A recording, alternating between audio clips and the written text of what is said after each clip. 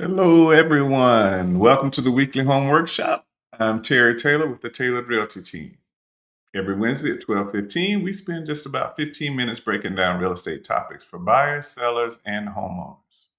It's simple, it's practical, and easy to understand. If you're joining us live, thanks for spending part of your lunch break with us. If you're catching the replay, you're in the right place. Let's jump into today's topic. What happens after you go under contract? Now, and just a little bit, again, we are Tailored Realty. I just put up the QR code in the top part of the screen there. Scan that, you can go to our website, catch a lot of good information. This is not super complex information that we'll be going over. In fact, some of you may look at it and say, this is, pretty basic stuff. And it is. A lot of times, some of the basic stuff can actually trip you up a lot of times. So, again, we're not doing anything that's earth shattering. We're going over some things. But for those that aren't familiar with the process, some of this stuff can come as quite a shock to you. So, again, we're just providing this, again, as information, something that you can use, something that you can share, and hopefully it's going to help you in the long run. So, before we get started, again, there's our QR code. Go ahead and scan that. And we got a lot of good resources on there for you if you're buying or selling. Also, for homeowners, we're going to talk about things that's going to help the average homeowner out, some things that they should be considering and thinking about. But enough about that. Let's go ahead and get into today's topic. And again, the topic is what happens after you go under contract. Now, why does this stress so many people out? Well, there's a couple of reasons. Number one, the buyers think the hard part is over. Essentially, it is, unless you find the home you're looking for the first time out. For buyers, there's some shopping around that you have to do. Maybe there's some competing offers you have to go up against. There's some a few hurdles you might have to go over in order to get to the property that you ultimately want to move into or want to purchase. Sellers, on the other hand, and again, this is after you go under contract, you might think the hard part is over as a buyer. As a seller, sellers tend to worry about delays and surprises that might come up once again after you go under contract. For both parties, it's going to seem like real quiet, right? This is going to seem like a super quiet time during the transaction, but actually, there's a lot that's going on. Think about it. If you're selling, you're constantly, okay, do I have to clean up today? Do I have any shoppers coming by, any buyers coming to look at the property? The buyers, you're thinking about, how many properties do I have to look at today? Will I find the right one? And then so finally you get it under contract and you think, "Whew, that's over." It feels quiet, but trust me, there's a lot going on. So what are the main steps after you go under contract? Okay, number one, inspections. Uh, though they're optional, a lot of times, and especially in the South Carolina contracts, there's built in a 10 days due diligence time frame. That gives you the opportunity to have any inspections you want done, roof inspections, home inspections, heating and air, termite, anything. You as the buyer can have these inspections done once you go under contract during this due diligence time frame. Also, if you're getting a loan, there may be an appraisal, or there will be an appraisal that's going to be ordered by the lender. And so there's an appraisal process, which is a type of inspection, I guess you could say. They're going to inspect the property or look at the property to see if it's worth what the contract price is. Remember your loan officer if you're a buyer. So there's a lot of loan processing that happens once you get under contract. So your loan officer sitting there waiting and saying, okay, once they get under contract, we get the contract over to your lender, and now some of the loan processing starts. And of course, here in South Carolina, you have to close with an attorney. So the attorneys are generally going to start the title work. They're going to start looking for issues with the title because you want quiet title. Make sure there's no liens or anything that's going against the title. So once again, quiet once you close a contract. In other words, once you get something under contract, just because things are a little quiet doesn't mean nothing's happening. Again, you got inspections, you got appraisals, you got loan processing, and you got title work all happening on the back end. Now, as real estate agents, we know a little bit about a lot of these things. And quite frankly, for buyers, you've been going out with your agent. Typically, what's going to happen is you're going to form a relationship with that agent.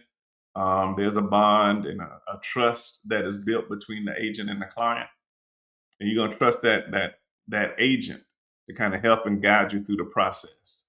But again, the expertise in some of those areas is going to lie with either the lender or the attorney. And hopefully, a good agent will point you in the right direction, and try not to answer too many questions about other people's work. We'll deal with that a little bit more in the next couple of segments.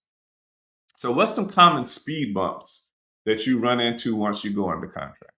And again, none of this is earth shattering. These are just some of the things that come up. Repair negotiations. So, remember, once the inspector goes in, the inspector is looking at the property, especially a home inspector. They're looking at everything from top to bottom, from the attic to the crawl space or a basement, whatever the case might be. They're going to come back uh, with things that need to be addressed. Some of them are minor issues, some of them are very cosmetic, others are dealing with major systems in the home.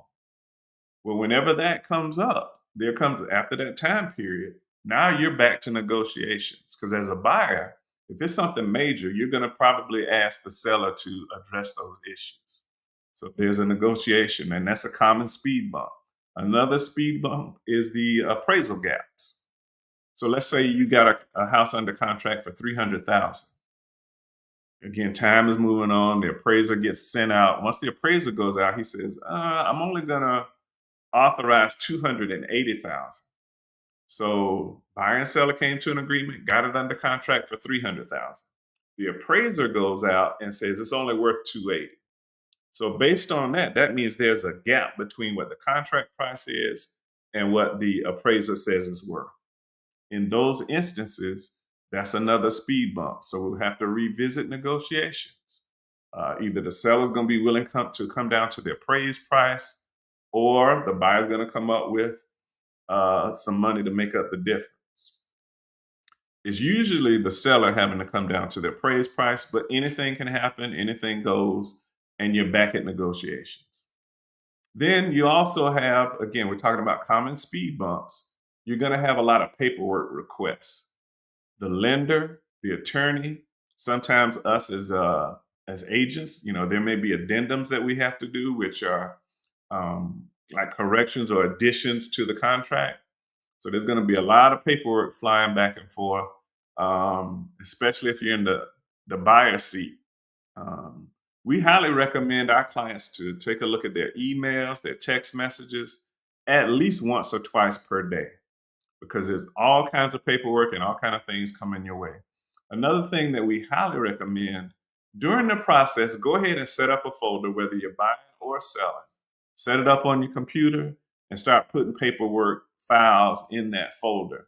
Whenever you get something, whenever you touch something, scan it or email it. Whenever you get something and download it, put it in that file, because chances are you'll need to get your hands on it again.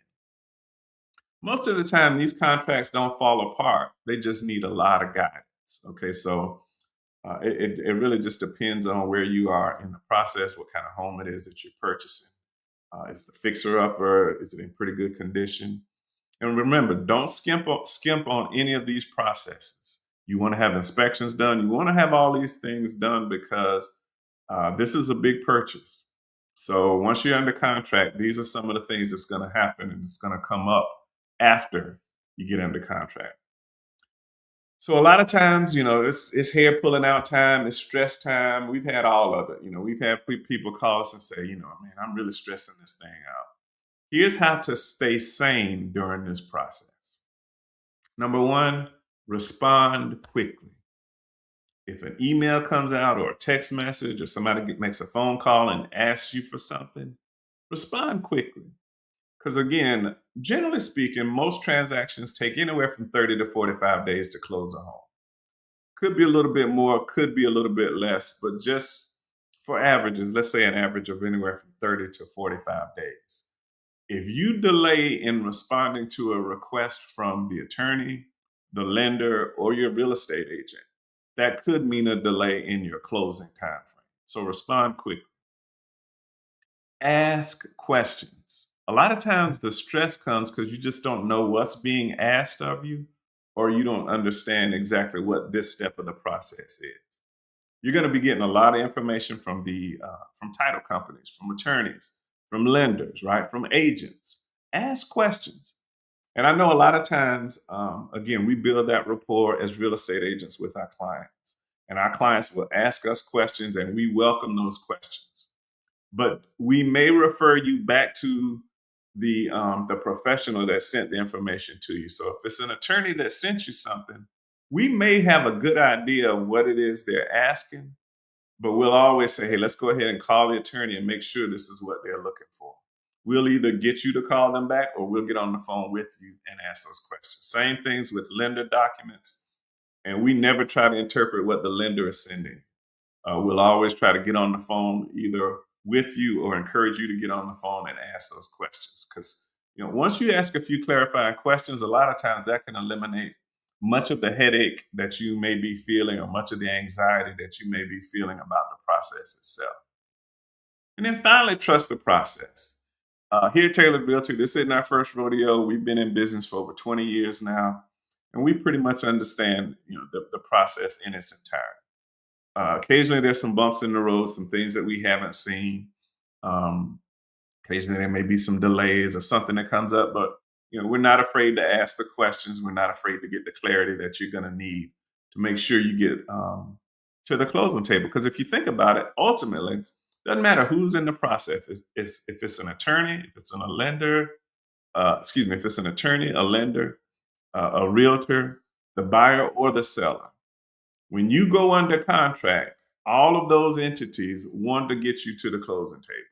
So we've all got the same goal. Everyone wants to reach the end of the process the same way, right? So just trust the process. Yeah, there are going to be a few bumps in the road. There are a few hiccups along the way, but I'm sure we'll be able to figure out some things to help smooth out the process. And ultimately, that's it. So under contract doesn't mean you're done. Even though things might get a little more quiet, there's a whole lot going on behind the scenes. Another key takeaway is don't forget communication is key. Everyone involved, lender, attorney, real estate agent, the buyer and the seller, everyone needs to be communicating. And this is one thing I can assure you. When communication is good on all sides, those are the smoothest closings we ever have. Every time we have real smooth closings, we can almost attribute it 99% of the time to good communication on everybody's part. So be sure to communicate. Ask any questions if you have questions. Don't be afraid to ask questions. Don't worry. We as your agents are happy to jump on a phone call with you so that you can get more clarity about the whole entire process. Hopefully this has been helpful. If it was helpful, don't keep it to yourself. Remember, we're not interested in being overcomplicated or complex in these segments.